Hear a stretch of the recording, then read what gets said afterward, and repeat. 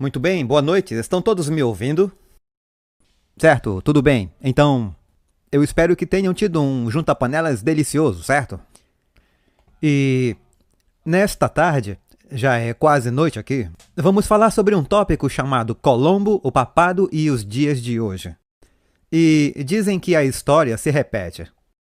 Por isso eu vou falar hoje sobre o que aconteceu na Espanha na época de Cristóvão Colombo. E como isso se relaciona conosco hoje? Então, dizem que a história se repete e que as instituições não mudam sua natureza ao longo do tempo. E ao estudar essas coisas, me ocorre que quando entendemos a história e entendemos a profecia, e juntamos as duas, fica fácil ver com o que sabemos do espírito de profecia e no nosso estudo de Apocalipse 12 e 13 como isso vai acontecer nos últimos dias. Então, já que o irmão Dani já fez uma oração por nós, então eu quero falar primeiro sobre Ferdinando e Isabela. Já ouviram falar de Ferdinando e Isabela? Sim. Aí estão eles. Então, começamos com a conquista muçulmana do norte da África e da Espanha. E assim, os muçulmanos conquistaram todo o norte da África e depois marcharam para a Espanha na década de 630 e atravessaram um lugar chamado Gibraltar. Gibraltar é uma transliteração de Jebel Tariq. Jebel é um monte em árabe. Tariq foi o general que liderou os muçulmanos na travessia de Gibraltar, como é chamado atualmente. Portanto, Gibraltar é uma versão anglificada de Jebel Tariq, que foi o general muçulmano que liderou a conquista da Espanha. E é claro que os muçulmanos atravessaram toda a Espanha e depois chegaram até Paris. Logo ao sul de Paris, por volta de 730 a 732, eles foram rechaçados por um homem chamado Charles Martel. Já ouviram falar? Ele foi o avô de Carlos Magno. Ele fez os muçulmanos recuarem na Batalha de Tuz, e se ele não tivesse vencido essa batalha, a Europa teria sido um continente muçulmano. E a história mundial teria sido muito diferente. Portanto, você vê aqui o mapa das conquistas muçulmanas. Portanto, os espanhóis estavam concentrados no que chamaram de Reconquista. Eu não falo espanhol, mas os que estão aqui conhecem meu espanhol. Reconquista, acho que é assim a pronúncia. Mas os reis espanhóis, que eram católicos, estavam focados na reconquista da Espanha, ou seja, eles queriam expulsar os ocupantes muçulmanos, os invasores, e ter a Espanha como uma nação católica ou cristã em vez de ser majoritariamente uma nação muçulmana. Então no mapa você vê as partes amarelas.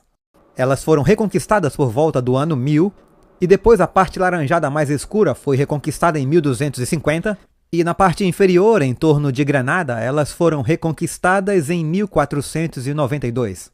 É aí que entra a história de El Cid, talvez você já tenha ouvido falar. O famoso general que estava conquistando algumas dessas cidades muçulmanas. E na época da Idade Média, em meados de 1400, Isabel e Ferdinando, a maioria dos mouros do norte da África, havia sido expulsa da Espanha. E havia apenas um pequeno grupo na parte inferior, na costa do Mediterrâneo, perto da atual Málaga, Gibraltar e Cádiz. Portanto, aqui temos uma foto da Idade Média de Ferdinando e Isabela. E na época, a Espanha estava dividida em vários reinos concorrentes. Havia Aragão, Navarra, Castela e Andaluzia, e depois o reino moçárabe no extremo sul.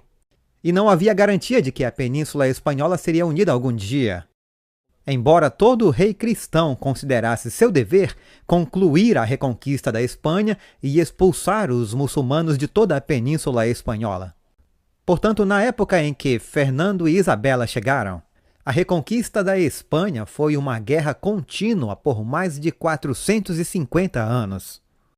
Foi uma longa guerra. E cada rei que chegava queria destruir as áreas dominadas pelos muçulmanos e levá-los mais para o sul. E por fim levá-los de volta ao norte da África. Assim, quando Ferdinando e Isabela se casaram, foi uma união amorosa e política. Havia um acordo pré-nupcial, que assegurava a Isabela continuar sendo a maioral na união das casas reais de Aragão e Castela, mas na prática Ferdinando pretendia ignorar esse acordo. E quando Ferdinando e Isabela se uniram, o foco deles era como unificar a Espanha, como você pode ver no mapa. Há um mapa da Península Ibérica ou da Espanha, de 1270 a 1492. Você vê que na costa do Mediterrâneo a oeste, em verde, temos a Catalunha e Aragão.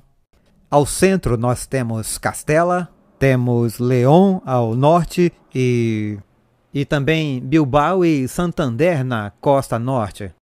Portanto, a Espanha era uma mistura de reinos concorrentes. E ali ao fundo você vê o reino de Granada, que era dos mouros, quando Ferdinando e Isabela se casaram. E eles uniram as casas reais de Aragão e Castela. E, portanto, eles queriam unificar a Espanha. Agora, o seu objetivo não era meramente político. Era também espiritual, porque nos anos 1400, pouco antes da Reforma, havia muitas pessoas dizendo que algo estava errado com a Igreja, ou seja, a Igreja Católica Romana. Lutero não foi o primeiro a levantar sua voz em protesto contra o que estava acontecendo. Havia pessoas antes dele, como Wycliffe, na Inglaterra. E Ferdinando e Isabela queriam unir a Espanha espiritualmente e também politicamente. E isso era importante porque Isabela se via como a mulher de Apocalipse 12. Ela também se via como a encarnação da Virgem Maria, a mulher pura de Apocalipse 12, e a portadora do tempo do fim de Daniel 11:12. Portanto, Isabela, em particular, era uma estudiosa das profecias. E ela se via como tendo um papel fundamental no fim dos tempos. Portanto, eles tinham 3 estratégias para se preparar para o Apocalipse. Eles acreditavam que Cristo viria quando a Espanha fosse purificada de todos os infiéis e hereges. É um pouco como a teologia da última geração, segundo a qual Cristo virá quando houver uma geração pura e sem pecado, certo?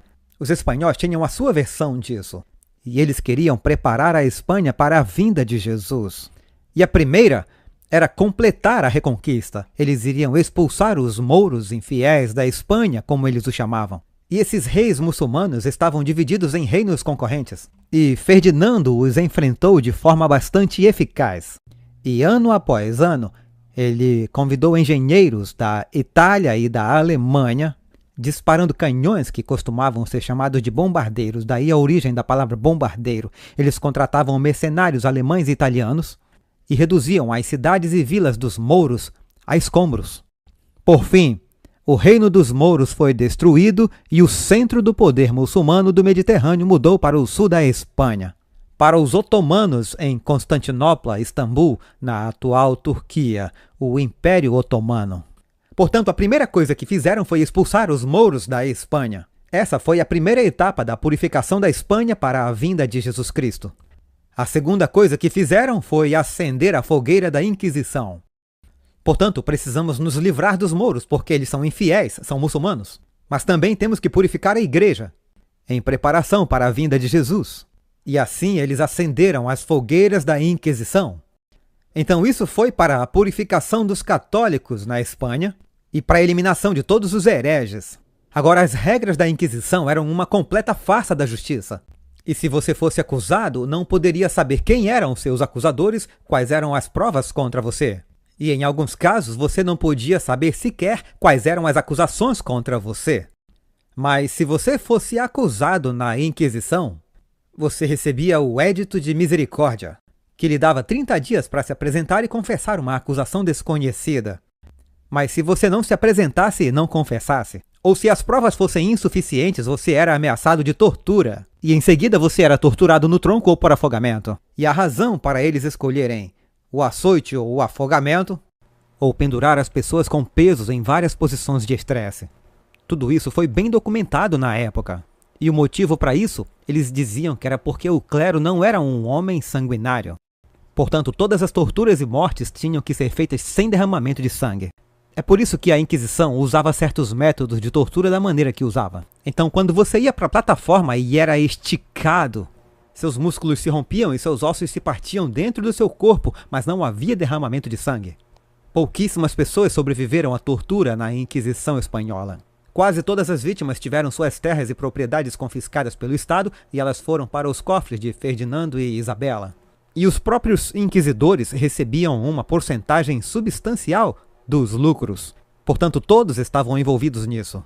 E se você fosse acusado de algo, era quase certo de que seria considerado culpado. E se fosse considerado culpado, todas as suas posses iriam para os inquisidores e para o Estado. Portanto, a ganância se misturava com a falsa piedade.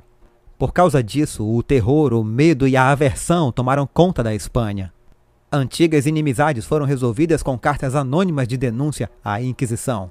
O ódio aos inquisidores era tão grande que alguns foram cortados ou esfaqueados até a morte, alguns envenenados, e muitos deles não tiveram uma morte natural.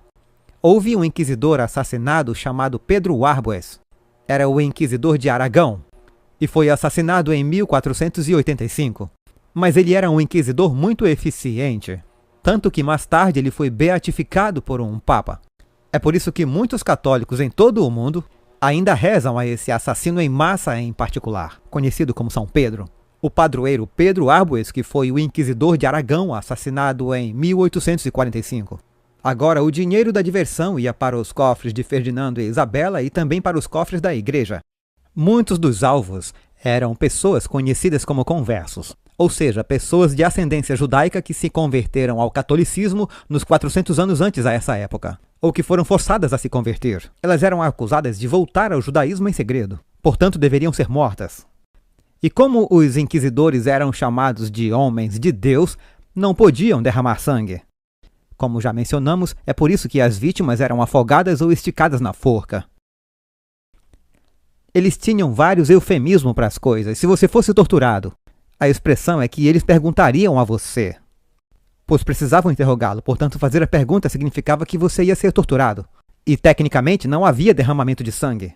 Como todos os hereges eram condenados ao fogo eterno, eles eram levados para o além eterno sendo queimados na fogueira ou na estaca, que é outra forma de perseguir sem derramar sangue. O processo estava sendo chamado de relaxado pela igreja. Portanto, se para a igreja você devesse ser relaxado, era um eufemismo para ser queimado na fogueira. E havia outros eufemismos horríveis empregados pela Inquisição. Para aqueles que confessavam seus pecados imaginários, a igreja permitia que você fosse estrangulado na plataforma antes de ser queimado até a morte. Portanto, a justiça era rotineiramente negada e a tortura era a norma. O medo, o terror generalizado e a suspeita mútua se espalharam pela Espanha, e muitos fugiram para os países vizinhos, muitos ficaram empobrecidos. Ferdinando e Isabela ficaram imensamente ricos com os lucros das terras e propriedades confiscadas, que por sua vez foram usadas para financiar a guerra contra os mouros no sul. E a Inquisição espanhola ardeu por mais de 200 anos, antes de ser extinta. Portanto, a primeira coisa que eles fizeram foi concluir a reconquista da Espanha, ou seja, expulsar os muçulmanos. A segunda coisa foi a Inquisição, para purificar os católicos que estavam na Espanha. E a terceira coisa que eles fizeram foi acender as chamas do antissemitismo. Portanto, havia muitos judeus ricos na Espanha naquela época. E muitos, de fato, se tornaram cristãos. Eles eram conhecidos como conversos, e alegou-se que eles haviam produzido histórias falsas de conversão e que havia uma conspiração nacional para derrubar o governo da Espanha por parte da população judaica. Os judeus sefaraditas eram descendentes dos príncipes e nobres judeus que viveram na Espanha por quase 1500 anos. Os askenazitas estão na Europa Oriental, os sefaraditas na Ocidental. E eles abençoaram a Espanha com um fluxo constante de filósofos, escritores, pensadores, cientistas e pessoas com visão de negócios. Mas tal pobreza intelectual e social gerava inveja e ódio. Então um dia, um homem chamado Garcia, um judeu converso que se converteu ao catolicismo, ele foi a uma peregrinação católica a Santiago de Compostela. Acho que é assim que fala. Alguém aqui fala espanhol? Vocês sabem pronunciar isso melhor do que eu, mas Santiago de Compostela é uma peregrinação que existe até hoje, na Espanha. Certa noite ele se embriagou onde estava hospedado e da sua mochila caiu um pedaço de pão. Seus companheiros católicos viram isso e o arrastaram até um padre local ambicioso que imediatamente viu a oportunidade de promoção pessoal. O pobre homem então foi brutalmente torturado pela Inquisição por 5 dias, falando a verdade, que ele não estava participando de rituais judaicos, mas de uma peregrinação católica, mas sem sucesso. A ganância e a ambição do inquisidor não seriam impedidas pela verdade. Por fim, seu corpo foi completamente quebrado. O pobre Garcia confessou ter se entregado aos rituais judaicos e de fazer parte de um plano para assassinar todos os cristãos espanhóis, tomar suas propriedades e entregá-las aos judeus. Foi isso que ele confessou após seu corpo ser quebrado na forca. Outros foram acusados e o círculo de suspeitas cresceu. Por fim, foi feita a acusação de que um grupo de judeus havia roubado e assassinado um menino cristão em um assassinato ritual que marcava a crucificação. Esses eram os elementos de um verdadeiro escândalo: assassinato, heresia, veneno, sangue e superstição. A destruição do cristianismo, a chegada do próprio Satanás. Ninguém encontrou a mãe enlutada pela suposta criança desaparecida. Mas a história do santo inocente de Laguardia foi espalhada pelos inquisidores por toda a nação. O caso contra Garcia era tão fraco e instável que os inquisidores locais tiveram que alertar a população para não falar a respeito. Caso encerrado, a igreja se pronunciou e pronto. Pode-se dizer que eram fake news, que foi criada pela Inquisição para estimular o antissemitismo na Espanha. E pouco tempo depois, em 1492, Ferdinando e Isabela, preocupados com o fato de os judeus estarem matando, roubando e talvez comendo crianças cristãs, expulsaram todos os judeus da Espanha com semanas de antecedência. Portanto, Ferdinando e Isabela, em sua purificação da Espanha, prontos para o retorno de Jesus, eles haviam expulsado os muçulmanos do sul, eles iniciaram a Inquisição espanhola para purificar os católicos espanhóis e também expulsaram os judeus do país. Portanto, foi um ataque em 3 frentes contra os católicos cristãos, judeus e muçulmanos, para preparar a Espanha para a vinda de Jesus Cristo. Muitos judeus simplesmente se converteram à fé católica no local, mas foram forçados a permanecer sob o olhar desconfiado de seus gananciosos vizinhos. Muitos fugiram pela bacia do Mediterrâneo e outros fugiram para Portugal, eram taxados ao deixar a Espanha, eram taxados ao entrar em Portugal e chegaram às penínsulas. Outros fugiram para o norte da África, Itália e outros lugares. E quando a Espanha expulsou os judeus, foi semelhante ao que aconteceu na França. Quando a França expulsou os protestantes huguenotes nos anos 1600. Os huguenotes eram a classe média da França, eram os protestantes. Engenheiros, médicos, dentistas, contadores, advogados, escritores, pensadores, donos de empresas. Quando a França expulsou os huguenotes, nunca mais se recuperou socialmente, até hoje. Ela luta para ter uma classe média significativa. Tem algumas elites em Paris, mas todos os outros são da classe trabalhadora, mas não há uma classe média em Paris. Eles foram expulsos com os huguenotes. E a Espanha, com a Inquisição, a expulsão dos muçulmanos e a expulsão dos judeus, teve uma experiência muito semelhante. E desde então, a Espanha tem sido condenada à pobreza relativa durante grande parte da sua história. Portanto, ao longo dessas 3 vertentes paralelas da história, a guerra entre cristãos e muçulmanos que levou à destruição dos mouros no sul da Espanha, o terror da Inquisição, a perseguição e a expulsão dos judeus acompanhados de fake news, o Estado espanhol cresceu em força estatal.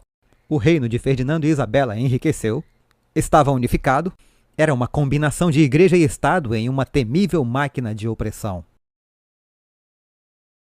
E onde quer que você vincule a igreja e o Estado, você precisa ter muito cuidado. Alguém vai sofrer. Jesus foi morto por uma união da igreja e do Estado, o governo romano e o sinédrio. E se você observar nos últimos 2000 anos, sempre que o poder civil se une ao poder religioso, haverá opressão das minorias.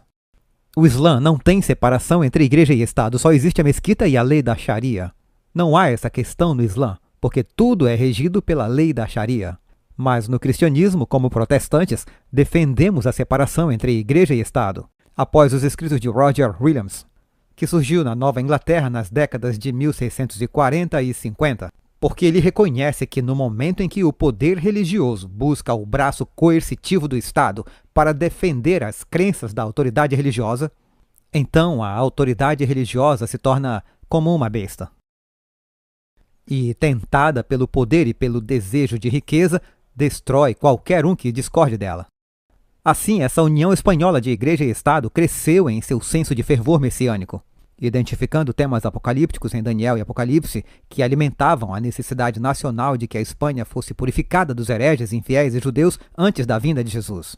Também significava que Isabel e Ferdinando tinham a intenção de espalhar sua fé católica purificada pelo resto do mundo, pois eles tinham que preparar o mundo para a vinda de Jesus.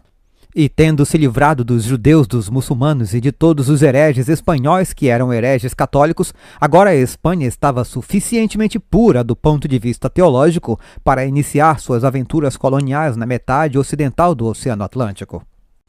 Agora vamos a Cristóvão Colombo. Esse é um antigo corte de madeira da época de 1491, dessa criança que teria sido crucificada e roubada e depois comida pelos judeus. Tudo fake news. Mas esses são alguns dos cortes de madeira que circularam pela Espanha, promovendo essa fake news e o ódio aos judeus que levou à expulsão. Portanto, a União Espanhola de Igreja e Estado completou a conquista dos mouros no sul da Espanha, lançou a Inquisição, expulsou os judeus da Espanha. O resultado final foi uma Espanha católica purificada e pronta para o Apocalipse. Os profetas locais indicaram que seriam os espanhóis que liderariam o ataque final para purificar o mundo antes da vinda de Jesus. E esse é o plano de fundo para a chegada de Cristóvão Colombo. Ele não surgiu de um vácuo. Havia muita coisa acontecendo na Espanha. Então chega Cristóvão Colombo. Há uma foto dele aqui agora. O desejo de viver uma aventura e exploração de Cristóvão Colombo combinavam com o desejo de Isabela e Ferdinando de espalhar uma fé católica purificada pelo mundo. Ele era italiano e pressionou e fez lobby por muitos anos nas cortes de Portugal e da Espanha para obter patrocínio real para navegar através do Atlântico e encontrar um caminho mais curto para a Índia. Os portugueses haviam explorado a costa da África ao redor do Cabo da Boa Esperança e todo o caminho até a Índia. E embora fosse uma nação pequena, Portugal estava desenvolvendo um império comercial mundial. Mas os marinheiros portugueses haviam desembarcado inadvertidamente no Brasil enquanto tentavam evitar algumas tempestades no Atlântico Sul. E depois de muitos e muitos anos fazendo lobby, Colombo recebeu uma comissão de Fernando e Isabela para navegar com 3 pequenos navios para o Ocidente a fim de reivindicar terras para a Espanha. E seu lobby se baseou nos temas entrelaçados da época: os sonhos messiânicos de Ferdinando e Isabela, o surgimento de uma nova união católica purificada entre a Igreja e o Estado, a necessidade de construir uma nova Jerusalém e um novo mundo pela força se necessário, tudo liderado pelos mais gloriosos e católicos dos monarcas Ferdinando e Isabela. De fato, Ferdinando e Isabela estavam preparando o mundo para uma crise escatológica que daria início ao reinado de Cristo. Agora, esperava-se que Colombo navegasse para o oeste e que encontrasse o Japão, a China e a Índia, evitando assim rotas longas ao redor do Cabo da Boa Esperança, no sul da África. De fato, Colombo navegou para o oeste e descobriu, porque havia pessoas que chegaram às Américas antes dele. Mas ele descobriu a atual Cuba nas primeiras de suas várias viagens. Ele acabou descobrindo grande parte do Caribe e as terras da América Central de hoje. O que ele trouxe de volta para a Espanha? Ele trouxe ouro, escravos, tabaco, batata, milho e sífilis, que matou multidões nas cidades da Espanha e Portugal. Por sua vez, ele trouxe uma grande variedade de doenças para o Caribe, que rapidamente matou populações inteiras. Então, perguntamos a nós mesmos onde entra o Papa. Bem, Ferdinando e Isabela estavam desesperados para proteger suas descobertas no Novo Mundo. E o mundo, em 1940, estava dividido entre 2 potências marítimas, Espanha e Portugal. Quem seria o mediador mundial? Quem faria a mediação entre as 2 potências marítimas dominantes do mundo, Espanha e Portugal, e determinaria para onde eles poderiam ir? Quem sozinho poderia arbitrar e tomar decisões entre nações e religiões concorrentes em nosso mundo? Quem tinha a sabedoria para ser o juiz final do que acontecia em um mundo politicamente em rápida mudança? A resposta foi o Papa. O Papa da época era Alexandre VI. Ele foi o primeiro dos Borgia, uma família infame a usar a tiara papal. Ele era o mais estúpido e imoral que um homem pode ser. E ele foi solicitado a julgar entre a Espanha e Portugal para decidir quem ficaria com cada parte do mundo. Assim, em 1943, Alexandre emitiu 2 bulas papais, dando a Portugal tudo o que foi descoberto a leste de uma linha no meio do Atlântico, e o que estava a oeste ele deu à Espanha. Ele literalmente pegou um globo e ele disse: esse é o Atlântico, e ao olhar tudo a leste do Atlântico, que incluiria a África e a Índia, será dado a Portugal. E tudo que estiver a oeste da linha no Atlântico, que são as Américas, será dado à Espanha. E foi assim que o Papa simplesmente dividiu o planeta Terra em 2 potências concorrentes. E a função deles era fazer bons católicos nessas nações, escravizando-os ou matando-os se isso acontecesse no processo. Mas eles deveriam ser transformados em bons católicos com os portugueses ao leste ou com os espanhóis ao oeste. A escravidão, a morte e a doença eram irrelevantes. O que importava era tornar o mundo católico. E em que base o Papa presumia ter essa autoridade? Já que ele alegava ser o vigário de Jesus na Terra, Ele tinha o suposto domínio sobre as almas dos homens, mulheres e crianças do planeta Terra. E, portanto, somente ele poderia decidir qual nação levaria as boas novas aos filhos separados do Senhor, ou seja, aos perdidos. Assim, o Papa deu permissão à Espanha e a Portugal para basicamente colonizar o mundo inteiro. E ele os dividiu no meio do Atlântico. E a Espanha e Portugal partiram e fizeram exatamente isso.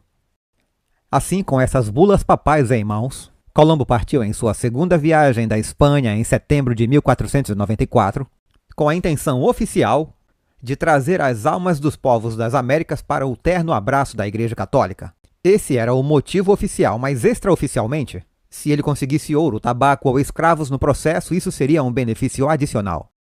Foi por isso que Colombo viajou.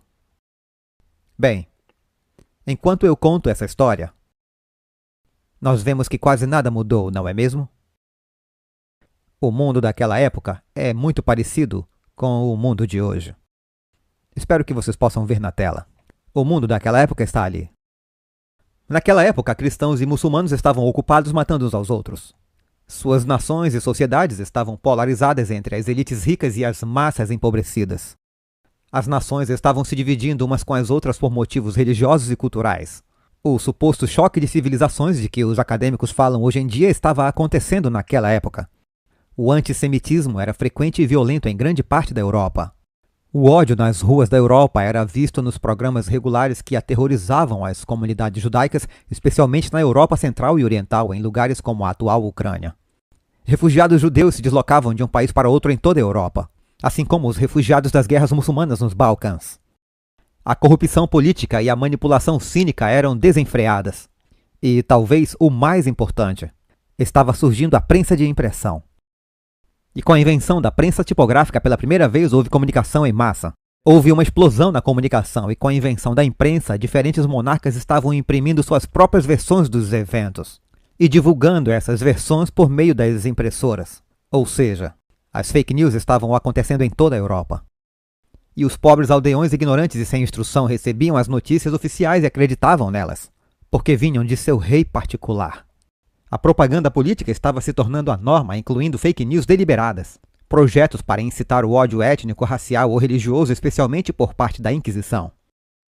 Foi uma era onde o conhecimento estava explodindo. Houve um rápido progresso tecnológico e exploração social, mais conhecido hoje como Renascimento. O humanismo e o secularismo estavam em ascensão, principalmente entre as elites acadêmicas. Os estados individuais, como Portugal e Espanha, no Atlântico, e o Império Romano Germânico, sediado na Alemanha. A Alemanha sonhava com as conquistas das cruzadas e as conversões em escala global. Havia tensões com os muçulmanos, os otomanos da Turquia por causa do fluxo de refugiados, que flutuavam pela Europa e a destruição dos reinos mouros da Espanha. Portugal assumiu o direito de possuir a África, a Índia e o Brasil. E a Espanha assumiu os direitos de propriedade de todo o resto das Américas. Eles estavam imprimindo mapas muito rapidamente e assim o mundo estava encolhendo. Com o advento das impressoras, dos mapas e das bulas papais que dividiam o mundo em diferentes nações. E assim, o papado assumiu o direito de controlar o mundo política e economicamente. Essa é a chave para hoje. O papado assume o direito de determinar quem pode conquistar com quem, e onde, e quem levará a fé católica para grande parte do mundo. E se tudo isso soa como o que está acontecendo hoje, é porque é exatamente isso que está acontecendo hoje. O mundo de hoje. O nosso mundo, como nos tempos de Ferdinando e Isabela, do Papa Alexandre VI e de Cristóvão Colombo, está se desgastando política, espiritual, moral e economicamente. Como naquela época, estamos agora vivendo em uma aldeia global. Como naquela época, com a mídia de massa e as plataformas de mídia social garantindo que um único evento, discurso ou ação seja conhecido instantaneamente em todo o mundo. Isso estava acontecendo na época de Cristóvão Colombo. Assim como na época de Colombo, temos conflitos entre cristãos, muçulmanos e judeus. Vemos um aumento em nosso mundo do antissemitismo em particular, e do ódio e da violência intercomunitária em geral nas nações de todo o mundo. Como na época de Ferdinando, Isabela e Colombo, fake news dominam a narrativa pública, e a maior fonte de fake news são os governos. Como na época de Ferdinando, Isabela e Colombo, grandes corporações estão dividindo o mundo à vontade por motivos de lucro pessoal. E como na época de Ferdinando, Isabela e Colombo, A tortura, o estupro e o tráfico de corpos humanos estão vinculados globalmente. Como naquela época, hoje as tecnologias estão mudando e encolhendo nosso mundo. As vozes corporativas, tanto daquela época quanto hoje, estão se sobrepondo às vozes individuais e aos direitos individuais. Como naquela época e hoje, a ganância, a cobiça humana e a ambição são abundantes, assim como a ilegalidade e a pouca consideração pelos direitos humanos básicos. Hoje, assim como naquela época, estamos vivendo em uma era de decadência moral, política e econômica. Portanto, não devemos nos surpreender quando virmos mais uma vez o papado pressionando para assumir um papel global dominante, conforme as profecias de Apocalipse 13. É o que vemos na profecia, é o que fizeram na última vez em que tivemos essa situação no mundo. E estamos vendo isso acontecer hoje. E a resposta é absolutamente sim. Então, vamos ao papado. O papado moderno ainda reivindica o poder global absoluto. Durante a Reforma, os princípios da liberdade religiosa e da liberdade de consciência nos libertaram da autoridade da união do Estado eclesiástico conhecida como a Igreja Católica Romana. Essa união do Estado e Igreja era sanguinária, era autocrática e totalitária. Ninguém questionava a voz do Papa de Roma, porque ele era Deus na Terra. E a Reforma nos deu o protestantismo. O protestantismo, por sua vez, nos deu direitos humanos e civis e o capitalismo. E sem o protestantismo e a liberdade religiosa da ditadura católica romana, não teríamos a Declaração dos Direitos hoje. E não é por acaso que o primeiro direito na Declaração de Direitos é que o Congresso não fará nenhuma lei relativa ao estabelecimento de religião ou ao seu livre exercício. Esse é o primeiro de todos os direitos. E os autores da Constituição americana entenderam que a única maneira de os Estados Unidos permanecerem um país livre e não eram livres com a escravidão, entendam isso. Mas pelo menos a ideia de que todos são livres só pode ser verdadeira se estivermos livres das reivindicações autocráticas da Igreja Católica Romana. É por isso que a liberdade de religião é a primeira na Declaração de Direitos. E, portanto, o papado reivindica o direito de determinar os cursos sociais e econômicos de todas as nações da Terra. O Papa Pio XI escreveu em 1931, essa encíclica ele está falando ex cathedra, portanto, quando o Papa está falando ex cathedra, isso é, em seu papel de professor oficial do púlpito, pode-se dizer, quando ele fala ex cathedra, isso é Deus falando, isso é um dogma, não pode ser questionado. E ele disse isso, essa encíclica foi literalmente no 40º ano em italiano. Depois veio outra encíclica em 1891, que será abordada logo mais, em que o Papa essencialmente aliava o papado ao marxismo. Mas, em 1931, o Papa Pio XI disse o seguinte: estabelecemos os princípios há muito tempo claros estabelecidos por Leão XIII de que é nosso direito, que é o direito e o dever do papado, tratar com autoridade os problemas sociais e econômicos. Agora, o Papa Pio não estava falando sobre problemas sociais e econômicos dentro da cidade do Vaticano, em Roma, entenda isso. O papado está reivindicando o direito dado por Deus de determinar todas as questões sociais e econômicas em todas as nações do planeta. Esse é o dogma deles. Não se fala muito sobre isso hoje, mas tudo é assunto de registro público. Após o Vaticano II, essa mensagem, esse documento, o Gaudium et Spes, foi entregue em 1965. O papado declarou o seguinte: é direito da autoridade pública impedir que alguém faça mau uso de sua propriedade privada em detrimento do bem comum. E você pode se perguntar, o que é o bem comum? Bem, na teologia católica, depois de São Tomás de Aquino, você tem a lei divina, que é a vontade de Deus para a humanidade. Depois temos a lei natural, que é como participamos da vontade de Deus. E depois temos a lei humana, que é tipo as leis da América, da Bélgica, da Jamaica. E na parte inferior temos outras leis, como os 10 mandamentos, que estão na parte inferior da hierarquia. E na teologia católica, desde a época de São Tomás de Aquino, nos anos 1200, e ele argumentou que o propósito de Deus era que toda a propriedade fosse mantida em comum. Essa é a lei natural. Portanto, a propriedade privada é apenas uma acomodação temporária permitida em cada país. Mas a propriedade privada só pode ser mantida por indivíduos privados se eles a usarem para o bem comum. Estão entendendo? Isso significa que, se observarmos os sistemas econômicos do mundo atual, o comunismo afirma que o partido controla todos os meios de produção em nome do povo, que o povo está empobrecido e que o partido é dono de tudo. O capitalismo diz que o mesmo capital na sociedade é distribuído entre as pessoas de acordo com o quanto elas trabalham ou herdam, e se você trabalha duro, obterá mais desse capital para si mesmo. E você pode usar como quiser. O fascismo é uma teoria econômica que diz que você pode ter propriedade privada, mas a autoridade pública, como no regime de Hitler, são eles que determinam como ela deve ser usada. E essa é a casa do meio, exatamente onde o papado se encontra hoje. Eles acreditam que sim, você pode ter propriedade privada, mas somente na medida em que você a utiliza para o que eles determinam ser o bem comum. Portanto, na verdade, ela não é sua. No nome, sim, mas na realidade, não. Portanto, aqui nessa declaração Gaudium et Spes, o papado afirma que é direito da autoridade pública e com isso eles se referem a si mesmos. Impedir que alguém faça mau uso de sua propriedade privada em detrimento do bem comum, que, coincidentemente, também deve ser definido pelo papado. Todos os direitos de 1967, inclusive os de propriedade e de livre comércio, devem ser subordinados a esse princípio, que é o princípio do bem comum. Esse foi o Papa Paulo VI em seu Populorum Progressio em 1967. Portanto, o que ele está dizendo aqui é que todos os seus direitos, o que inclui a liberdade religiosa, todos os direitos estão sujeitos ao bem comum. Ou seja, se a sua liberdade de consciência entrar em conflito com o que o papado diz ser o bem comum para a sociedade, você não tem liberdade religiosa. Então entendemos por que no livro de Apocalipse, no livro do Grande Conflito, onde está escrito que Satanás, quando aparecer antes da vinda de Cristo, fingindo a aparição de Jesus, ele culpará os desastres naturais que Satanás está trazendo sobre o mundo, sobre os guardiões dos mandamentos. Grande Conflito 588 e 589. E Satanás dirá por meio do papado que esses desastres naturais estão vindo sobre o mundo porque Deus está zangado com o mundo, porque os guardadores do sábado não estão honrando o domingo em vez do sábado. E sua consciência está sendo sobrepujada pelo bem comum.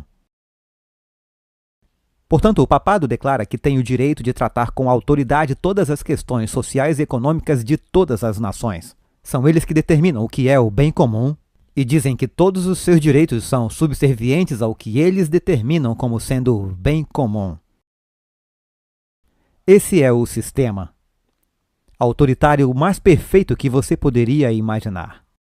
Como se, cara, você ganha, coroa, você perde.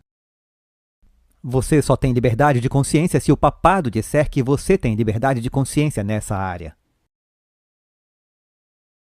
Na pandemia, nossa igreja disse que não há liberdade de consciência quando se trata do que você coloca em seu corpo. Foi uma posição papal que assumimos. Sejamos francos sobre isso. Papa Paulo VI, em 1967.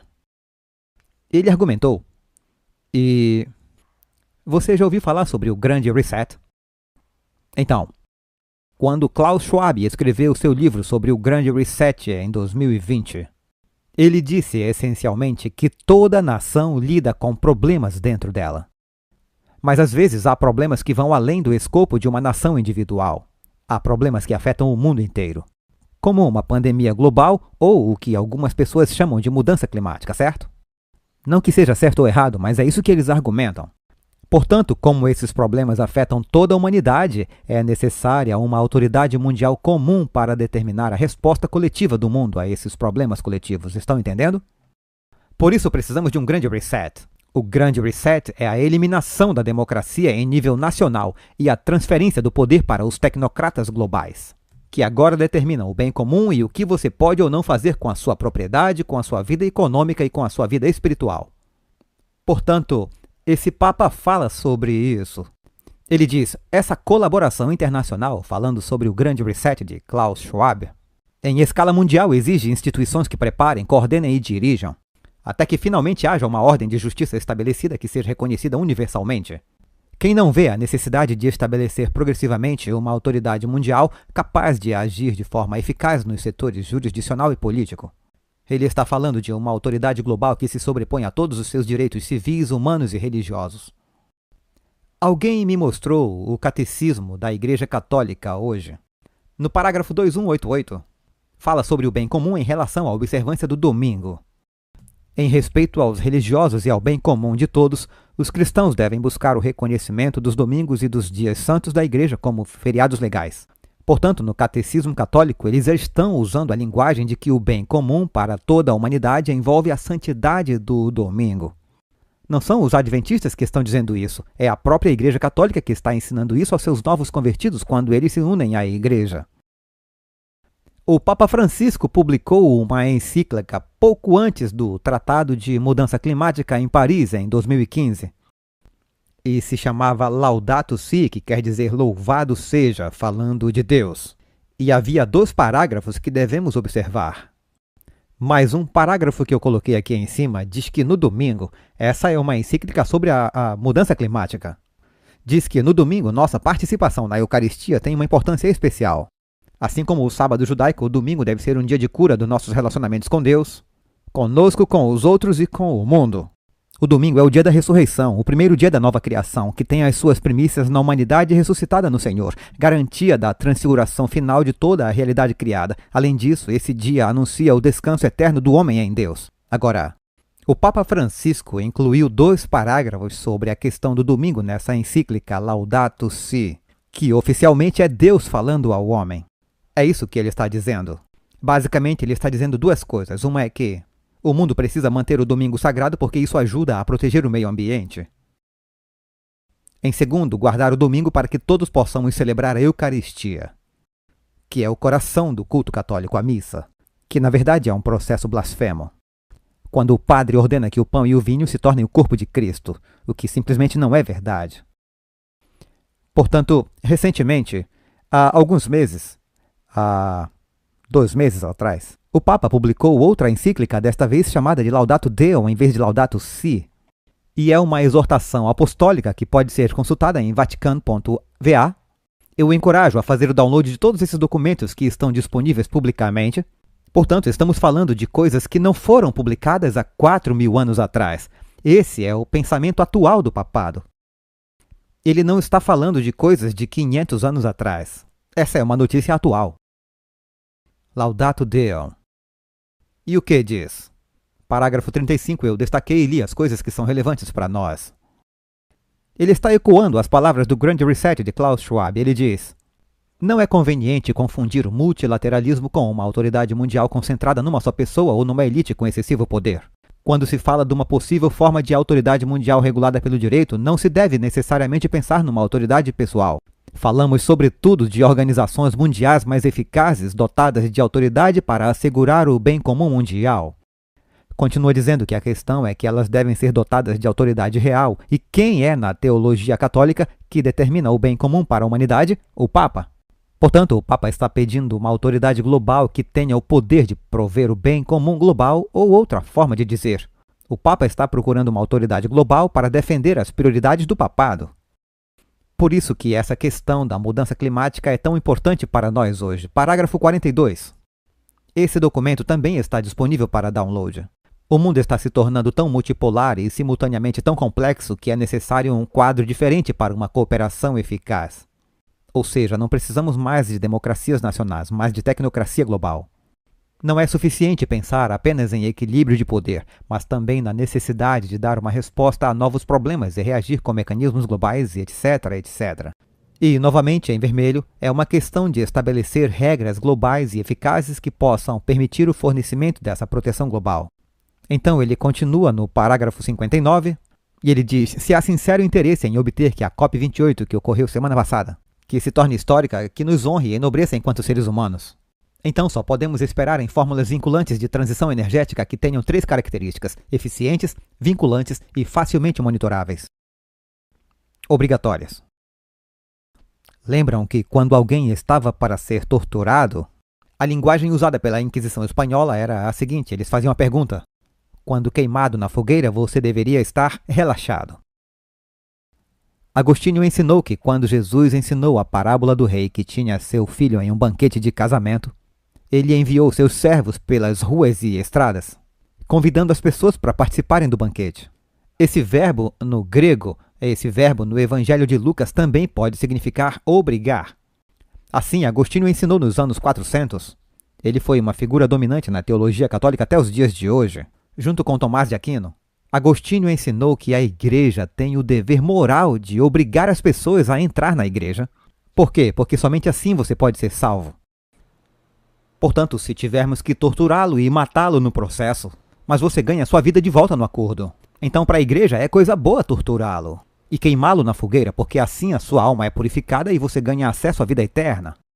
É uma teologia estranha, mas foi o que impulsionou a tortura na Idade Média. A ideia de que podemos obrigar as pessoas contra a sua consciência a entrar na igreja, porque somente assim elas poderão ser salvas. Portanto, se eu estiver torturando ou matando você, na verdade eu estou te fazendo um favor eterno.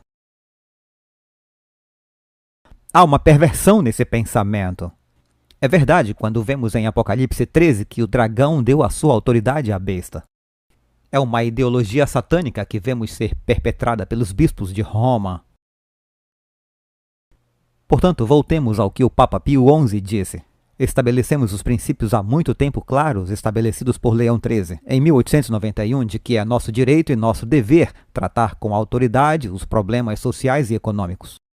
Devido aos dogmas econômicos, como os ensinamentos de Tomás de Aquino sobre a propriedade privada, serem provisoriamente aceitáveis apenas no direito positivo e não no divino ou natural, o conceito de bens comuns determinado pelo papado, também conhecido como o destino universal de todos os bens, a Igreja Católica Romana se opõe fundamentalmente à propriedade privada, à livre iniciativa e ao capitalismo. Em vez disso, o dogma católico apoia o marxismo, o socialismo, a teologia da libertação, o estado de bem-estar social.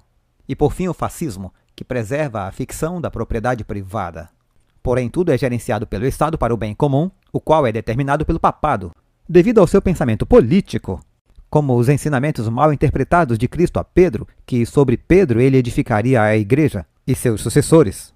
A doutrina das duas espadas, que diz que o sacerdote usa a espada do Espírito, e se ela não for suficiente para levá-lo à igreja, então a autoridade civil usa a espada de aço para obrigá-lo a entrar na igreja. É a doutrina das duas espadas. E várias falsificações, como a doação de Constantino no século VII. O papado afirma que tem o direito à autoridade suprema sobre todas as sociedades do planeta Terra atualmente, porque o próprio Papa é citado como Deus na Terra. O papado reivindica o direito de estabelecer governantes e derrubá-los, e ordenar todas as atividades sociais, econômicas e políticas da humanidade para o bem comum. Isso é o que o papado diz sobre si mesmo, portanto, quando falamos sobre isso como adventistas, não estamos saindo pela tangente. Basta ver o que o papado diz sobre si mesmo para perceber que, quando falamos sobre o papado em Apocalipse 13 ser a primeira besta, estamos de fato muito calmos e gentis no que dizemos.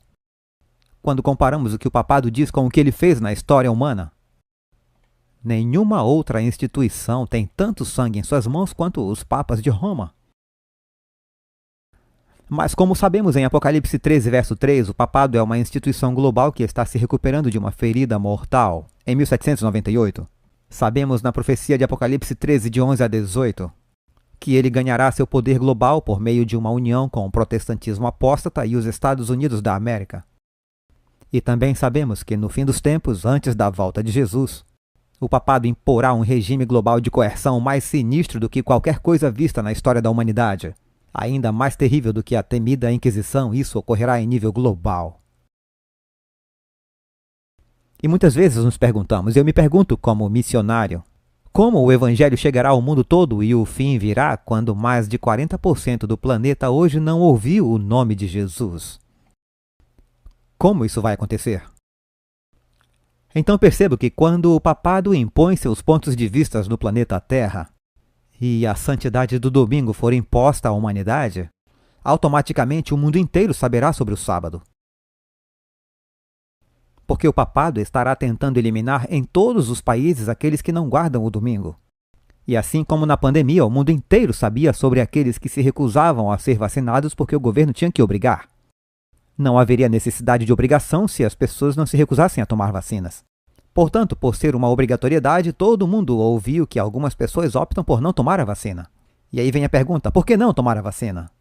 Portanto, o próprio fato de haver mandatos globais no fim dos tempos significa que a questão do sábado e da salvação por meio da fé em Jesus estará na vanguarda de toda a discussão global, sem que nós mesmos tenhamos causado isso. O próprio fato de haver mandatos obriga todos no planeta Terra a decidir qual é a sua posição em relação a esses mandatos. E o que aconteceu nos últimos 3 anos foi que a sociedade se dividiu exatamente assim sobre as questões desses mandatos, não foi? Não estamos aqui essa noite para fazer uma autópsia sobre a nossa posição em relação a essas questões. Isso já foi feito. Já entrou para a história.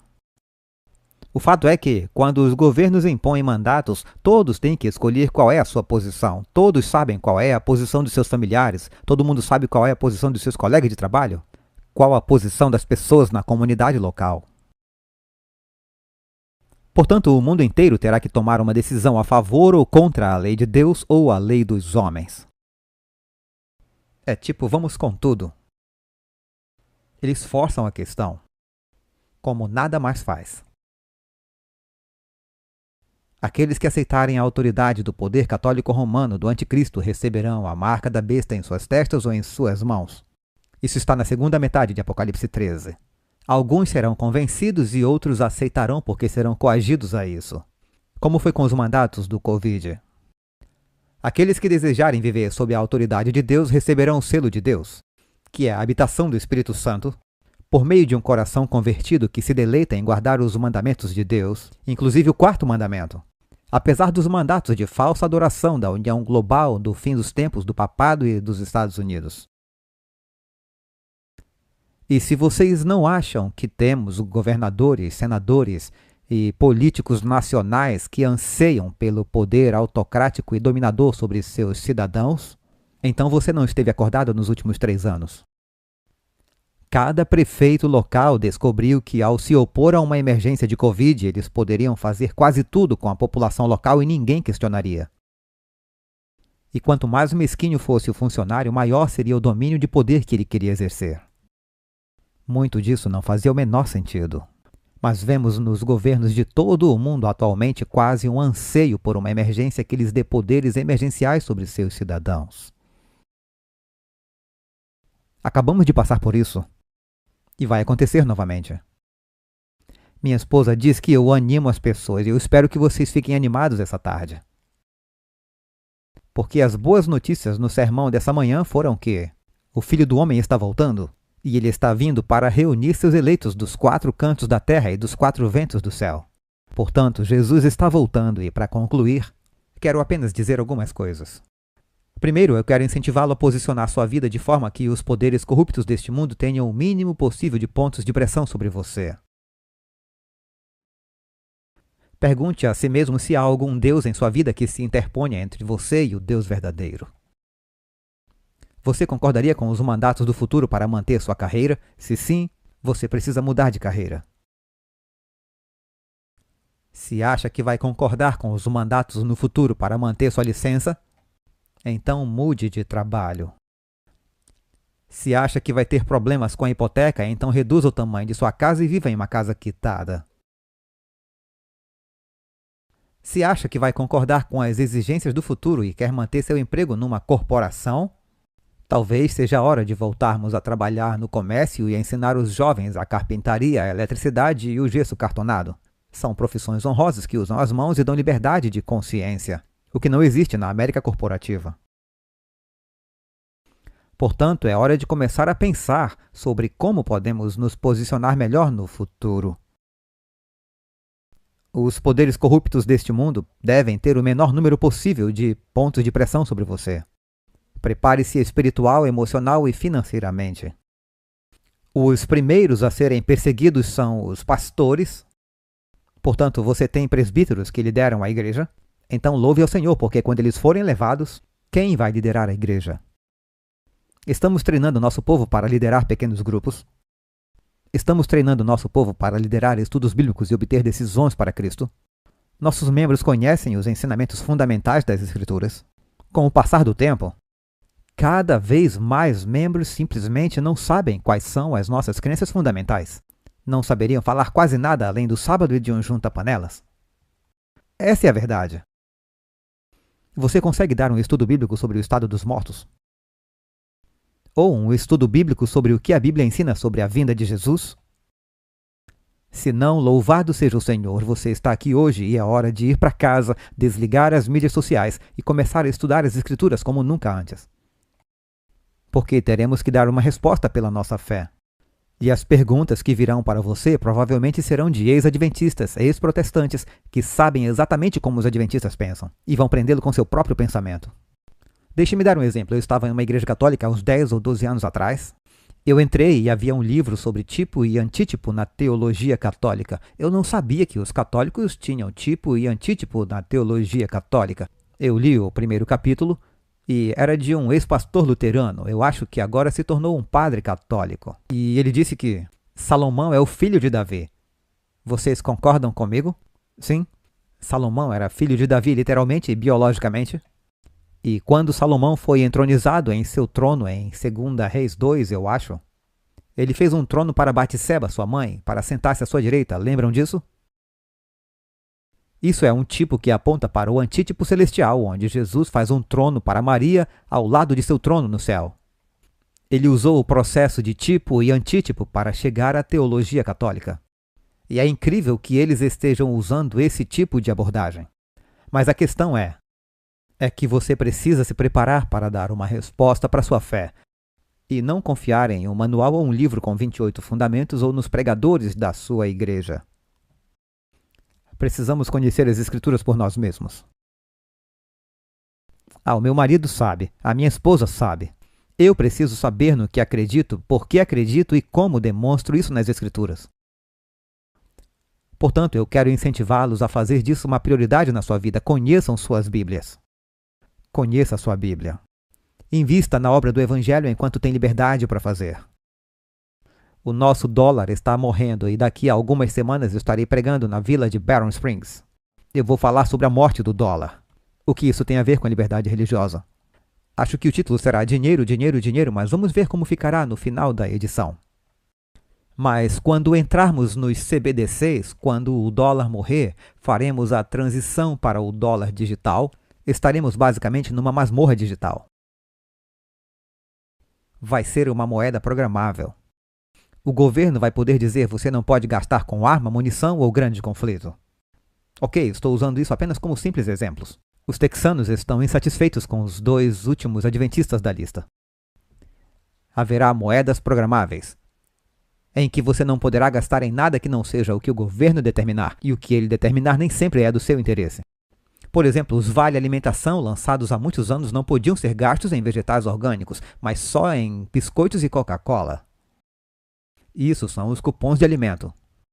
Você não tem interesse em comer Twinkies e Coca-Cola, mas é nisso que você pode gastar seus cupons, não em vegetais orgânicos.